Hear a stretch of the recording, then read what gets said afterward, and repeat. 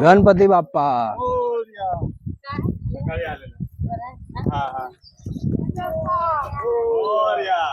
Hello दोस्तों, कैसे आप सब? उम्मीद करता हूँ आप लोग एकदम बढ़िया और स्वस्थ रहेंगे।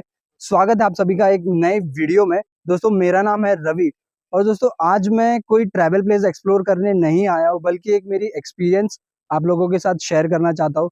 जो कोंकण में रत्नागिरी डिस्ट्रिक्ट में यहाँ पे कोंदवी करके गाँव है, तो इस गाँव के लोग कैसे गणेश चतुर्थी और गणेश विसर्जन मनाते हैं, मैं वो एक्सपीरियंस आप लोगों के साथ शेयर करूंगा। ये जो मेरा दोस्त है वैभव रेनबो, इसका गांव है कोंदवी, जो रत्नागिरी डिस्ट्रिक्ट में पड़ता है। बहुत ही सुंदर गांव है, बहुत ही नेचर यहाँ पे आपको एक्सपीरियंस करने मिलेगा। बहुत ही सुंदर नेचुरल एनवायरनमेंट है यहाँ पे। और साथ ही साथ में आप लोगों के साथ में इस गांव के लोग गणेश चतुर्थी और गणेश विसर्जन कैसे कल्चरल और एकदम ट्रेडिशनल फॉर्म में मनाते हैं, वो सब एक्सपीरियंसेस मैं आप लोगों के साथ शेयर करूंगा। तो वीडियो बहुत ही यूनिक और अमेजिंग होने वाली है, तो आप लोग वीडियो को एंड तक ज़रूर देखना। तो चलिए मैं आप लोगों के साथ अपनी एक्सपीरियंस शेयर करता हूँ।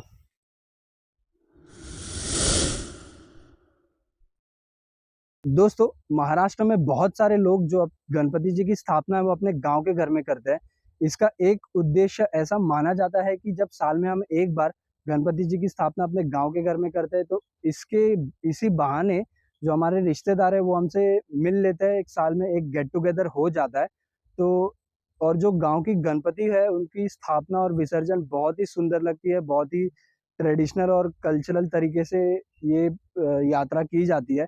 तो ऐसी एक यात्रा एक्सपीरियंस करने मैं आया हूँ महाराष्ट्र के कोंकण डिवीजन में रत्नागिरी डिस्ट्रिक्ट में कोंडवी गांव में। तो चलिए इस वीडियो के जरिए मैं ये एक्सपीरियंस आप लोगों के साथ भी शेयर कर देता हूँ। दोस्तों, किसी ने एकदम सही कहा है कि बिना प्लानिंग के सफर सबसे बढ़िया होता है। तो ऐसे ही एक सफर का अनुभव करने के लिए मैं निकल पड़ता हूं, जब शुक्रवार की सुबह मेरे दोस्त ने कॉल करके पूछा कि क्या मैं गणपति विसर्जन के लिए उसके साथ कोंकण चलूंगा। तो भाई, बापा की बात थी तो मना कैसे कर सकता था। और फिर क्या, हमने निकाल ली भारतीय रेलवेज की जनरल क्लास की टिकट और निकल पड़े रत्नागिरी के लिए। ट्रेन में चढ़कर मैंने महसूस किया कि हम शहर वालों की जिंदगी बड़ी ही आसान होती है। असली भारत को महसूस करने के लिए जनाब ट्रेन के जनरल क्लास में आइए। खैर, ट्रेन ने हमको पहुंचा दिया अगले दिन शनिवार को सुबह 7 बजे रत्नागिरी।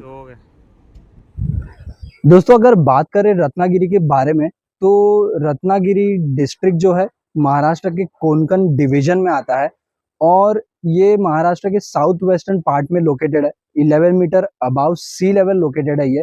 और यहाँ की जो पॉपुलेशन है अप्रॉक्स 3 से 3.5 लाख पॉपुलेशन है। यहाँ की जो नेटिव लैंग्वेज है वो तो बट ऑब्वियस मराठी ही है। तो जो लोकमान्य तिलक जी थे उनका बर्थ प्लेस भी है रत्नागिरी, तो ये भी एक फैक्ट है रत्नागिरी के बारे में। और जो अरेबियन सी फेसिंग है ये रत्नागिरी डिस्ट्रिक्ट, यानी कि अरेबियन सी अभी फिलहाल जहाँ पे मैं हूँ वहाँ से 12 से 13 किलोमीटर की दूरी पे आप लोगों को अरेबियन सी देखने मिल जाएगा। तो ये था कुछ जोग्राफिकल इंफॉर्मेशन रत्नागिरी डिस्ट्रिक्ट के बारे में।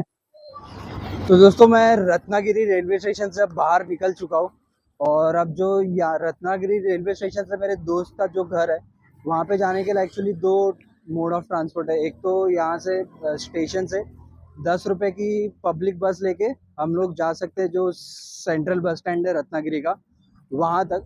और फिर वहाँ से अपने को एसटी की बसेस मिलेगी उसके गांव में जाने के लिए। और तो मेरे दोस्त ने बोला कि यहाँ से 30-40 मिनट्स वॉक करके भी जा सकते हैं सेंट्रल बस स्टैंड तक। तो मैंने सोचा कि सुबह हो रहा है और मॉर्निंग वॉक भी हो जाएगी, तो चलिए हम लोग चल के ही चलते हैं। और आसपास का व्यू बहुत ही सही है, मतलब बहुत ही ग्रीनरी है। कोंकण एरिया अपने ग्रीनरी के लिए ही फेमस है, आप लोग जैसे जानते ही होंगे। तो मैं आपको दिखा देता हूँ कि आसपास के रोड और व्यूज़ कैसे है। तो दोस्तों, आप लोग देख सकते हैं ये है रत्नागिरी रेलवे स्टेशन के बाहर का व्यू। तो बेसिकली ये बाज़ार काइंड ऑफ होगा यहाँ पे, आप लोग देख सकते हैं। वहाँ पे तो अभी तो फिलहाल सुबह के 7:30 बज रहे, तो सारी दुकानें अभी तो बंद है, बट पीछे एक आध खुली थी। और कुछ ऐसा व्यू है यहाँ पे बाजार का।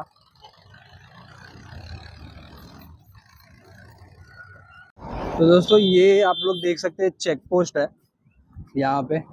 और जब आप लोग यहाँ से जाएंगे तो आपको रेलवे स्टेशन देखने मिल जाएगा, रेलवे स्टेशन का सीधा रास्ता है। और ये आप लोग देख सकते हैं यहाँ पे साइन बोर्ड है कोल्हापुर के लिए, फिर देवदे के लिए, रत्नागिरी तो है ही हमारा। तो ये साइन बोर्ड है। तो बेसिकली ये चौराहा है यहाँ का, आप लोग देख सकते हैं।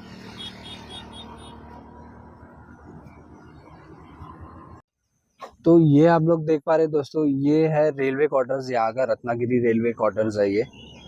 तो काफ़ी सही है यहाँ पे, यहाँ का भी व्यू देखिए। और ये जो है हमारा बाईपास रोड है, हम लोग यहाँ से शॉर्टकट है। तो ये मेरे दोस्त को पता है तो इसके लिए लेके चल रहा है, और मैं चल रहा हूँ इसके पीछे पीछे। आप लोग भी चलिए। तो आधे घंटे मॉर्निंग वॉक करने के बाद हम बस स्टैंड पर पहुंच जाते हैं और बस स्टैंड पर तकरीबन आधे घंटे इंतजार करने के बाद थकान के कारण हमारा सबर का बांध टूट गया और हमने 60 रुपए में रिक्शा कर ली।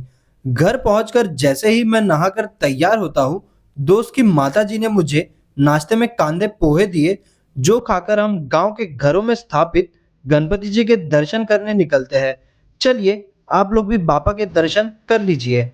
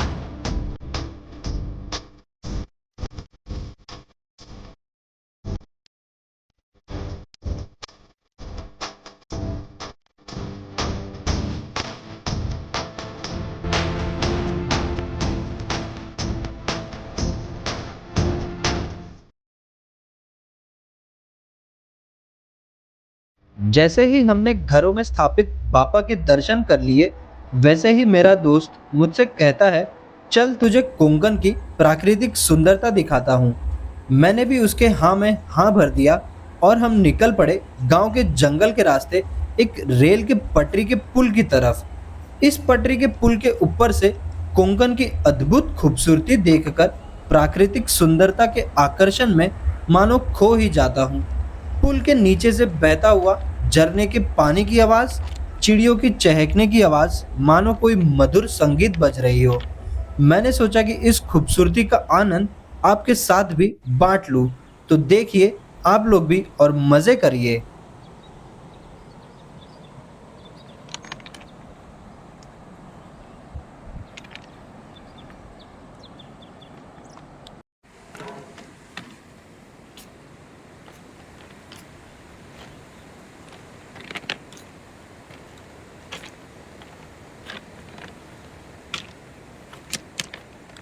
दोस्तों यहाँ पे मैंने एक चीज ऑब्जर्व करी कि आप लोग ये जो ब्रिक देख पा रहे हैं, ये बेसिकली एक माइनिंग के थ्रू पत्थर निकलता है, जिसको ब्रिक के फॉर्म में इस पूरे कोंकण कोंकण इलाके में आप लोगों को यही ब्रिक के घर आपको वो मोस्टली देखने मिलेंगे। और जो यहाँ पे भी घर जो बने हुए हैं इस गांव में, कोंदवी गांव में, इसी ब्रिक के थ्रू बने हुए, ये माइनिंग करके निकलती है पत्थर, और उसके बाद में इसको शेप देके ब्रिक का इससे घर बनाया जाता है। मैं आप लोगों को घर का स्ट्रक्चर दिखाता हूँ कि कैसे इस ब्रिक से बना हुआ है। बेसिकली आप लोग ये भी देख सकते हैं, ये जो पेड़ का चबूतरा बनाया जाता है इसी ब्रिक से बना हुआ है। और सेकेंडली आप लोग ये देखिए, ये जो घर दिख रहा है आपको, इसी ब्रिक से बनाया गया है। तो ये बहुत एक यूनिक चीज़ है कोंकण की हमारी। ये देखिए दोस्तों।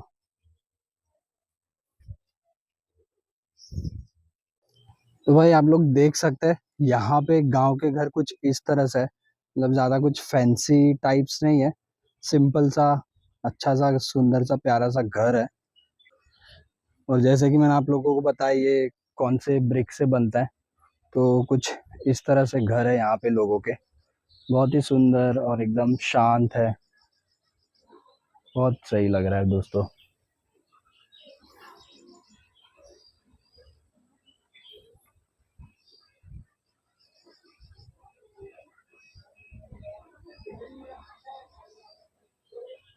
तो दोस्तों जैसे कि आप लोगों को पता होगा ऑलरेडी कि रत्नागिरी के हापुस बहुत ही फेमस है और बहुत ही टेस्टी आते हैं।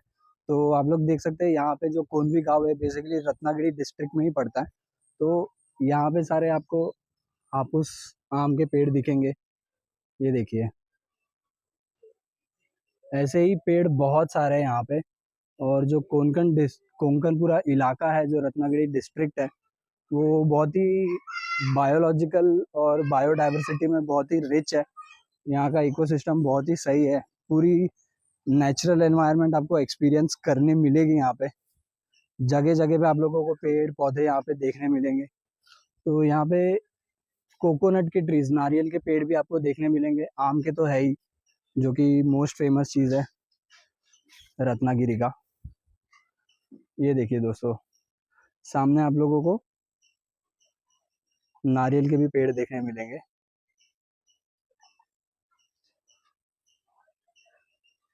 तो दोस्तों यहाँ के जो लोग हैं जो अपना गुजारा जो करते हैं वो खेती करके ही करते हैं। और उसमें भी मेजर जो यहाँ के लोग हैं वो चावल उगाते हैं और अल्फांसो यानी कि हापुस आम तो फेमस है ही, बट उसके अलावा यहाँ पे चावल की खेती करते हैं। तो आप लोग मेरे पीछे भी देख पा रहे हैं कि ये पूरे चावल की खेती है। तो जैसे कि कोंकण इलाका बारिश के मामले में बहुत ही रिच है, यहाँ पे पानी अच्छी मात्रा में पाई जाती है। तो इसके लिए यहाँ पे ज़्यादातर लोग खेती करके ही अपना गुजारा करते हैं, चावल की खेती करके। और यहाँ पे नाचनी भी होता है, बट अभी फ़िलहाल ज़्यादा तो ये चावल की खेती करते हैं लोग। आप लोग मेरे पीछे देख पा रहे हैं। दोस्तों कोंदवी गांव में आप लोगों को ये चीबूड़ करके फ्रूट है, फल है। ये कुछ तरबूज जैसा इसका स्वाद रहता है, मतलब मीठा नहीं होता है, इसीलिए इसको शक्कर के साथ में खाते हैं। तो ये आपको खाने मिलेगा यहाँ पे। मैं भी इसको ट्राई करके देखता हूँ कैसा है इसका टेस्ट। हम्म, इसका टेस्ट बहुत फीका है, बट इसको इसीलिए इसके शक्कर के साथ में खा रहे हैं ताकि थोड़ा मीठा लगे। और बहुत सही है। तो अगर आप लोग आ रहे हो कभी कोंदवी गाँव अगर आप, तो ये ट्राई कर सकते हो। हम्म। तो यहाँ पे मैंने एक बहुत ही यूनिक चीज़ ऑब्ज़र्व करी। तो क्या होता है कि जैसे कि हम लोग नैवेद्य चढ़ाते हैं, जब घर का पहला खाना बनता है तो हम लोग गणेश जी को नैवेद्य चढ़ाते हैं। तो गणेश जी को तो नॉर्मल वेजिटेरियन नैवेद्य ही चढ़ता है, बट जो गौरी जी है उनको हम यहाँ पे लोग नॉन वेजिटेरियन फूड भी चढ़ाते हैं। तो इसके पीछे का प्रिंसिपल ये है कि जो गौरी जी है वो अंत में दुर्गा माँ का रूप है। तो दुर्गा माँ के 9 अवतार हैं। तो उन 9 अवतार में से माँ काली जी को प्रसन्न करने के लिए ये नॉनवेज यानी कि चिकन मटन का नैवेद्य चढ़ाया जाता है। कोई कोई लोग मछली यानी कि फ़िश भी चढ़ाते हैं। तो जिस दिन अभी जैसे आज विसर्जन हो रहा है, तो आज के दिन ये नैवेद्य चढ़ा के और आज से इस गांव के लोगों का जो श्रावण का महीना रहता है वो एंड हो जाता है। तो इसके बाद से, आज के दिन के बाद से यहाँ के लोग चिकन मटन खा सकते हैं। जैसे कि आप लोगों को पता ही होगा कि श्रावण में लोग चिकन मटन नहीं खाते। तो ये बहुत ही यूनिक चीज़, आई मीन कि मैंने अपने लाइफ में तो ये चीज़ पहली बार देखी कि किसी भगवान को नैवेद्य के रूप में नॉनवेज चढ़ाया जा रहा है। यहाँ पे क्या है कि मोस्टली 98-99% घरों में यहाँ पे गणेश जी की स्थापना हुई है। तो यहाँ पे जो आरती होती है ना वो सामूहिक तौर पे होती है। कि ऐसा है कि हर एक घर से एक मेंबर आरती करने के लिए ग्रुप बना के, जैसे कि अब मेरे घर पे आई है तो आप लोग मेरे ही गांव के, तो आपके घर का एक मेंबर और मेरे घर का एक मेंबर तो रहेगा ही। तो वो सब मिलके एक एक जन के घर पे जाके आरती करते हैं। तो ये बहुत ही प्यारी चीज़ लगी मुझे, तो यूनिटी को डिपिक्ट करती है कि एकता है इस गांव में। तो ये बहुत सही चीज़ है आरती। तो चलिए मैं आप लोगों को यहाँ पे आरती कैसे करते हैं वो दिखा देता हूँ।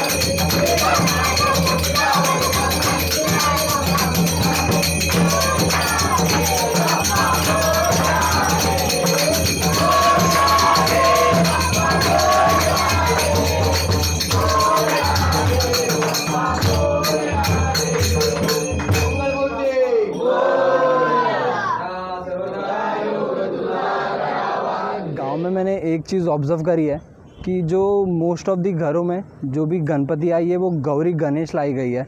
तो गौरी गणेश की स्थापना कुछ इस तरह होती है कि जब पहले दिन पे हमारे गणेश जी की स्थापना हो जाती है और उसके तीसरे दिन पे गौरी जी को लाया जाता है और उनकी जो पूजा होती है वो चौथे दिन पे होती है।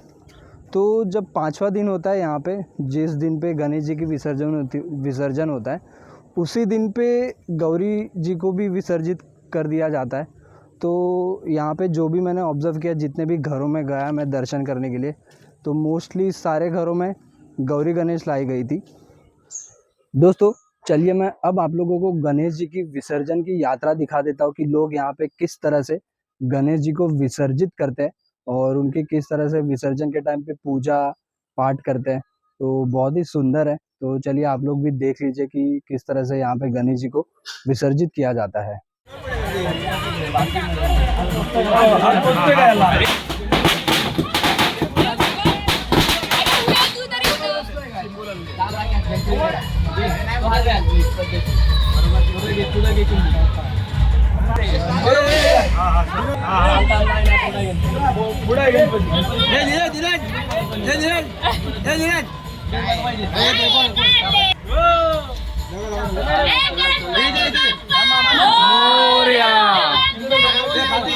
मोरया.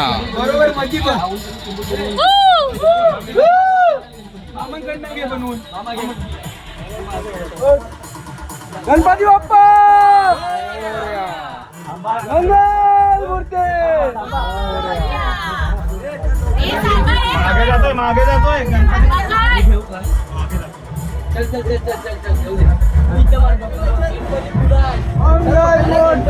मोरया.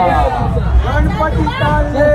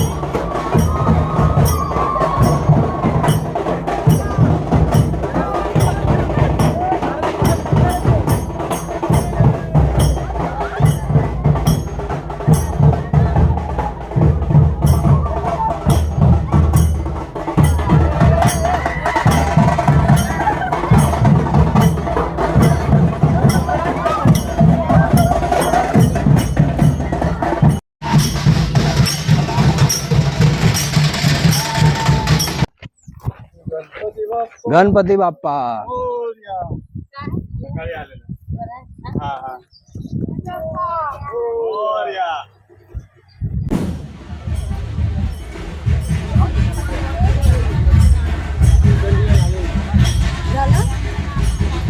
कधी खाजे म्हणून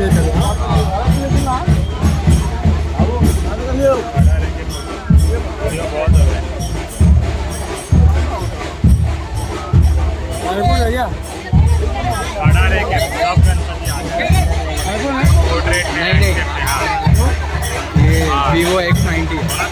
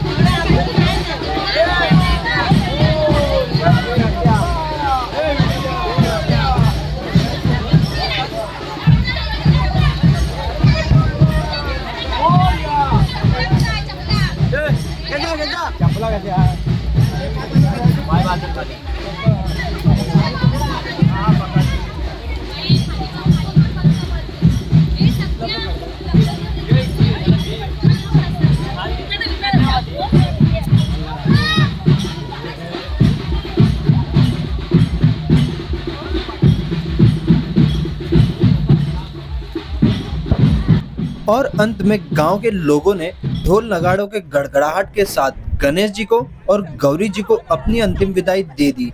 तो ये था हमारा अनुभव कोंकण के गणेश महोत्सव का। उम्मीद करता हूँ आप लोगों को ये वीडियो बहुत पसंद आई होगी। धन्यवाद। मोरया।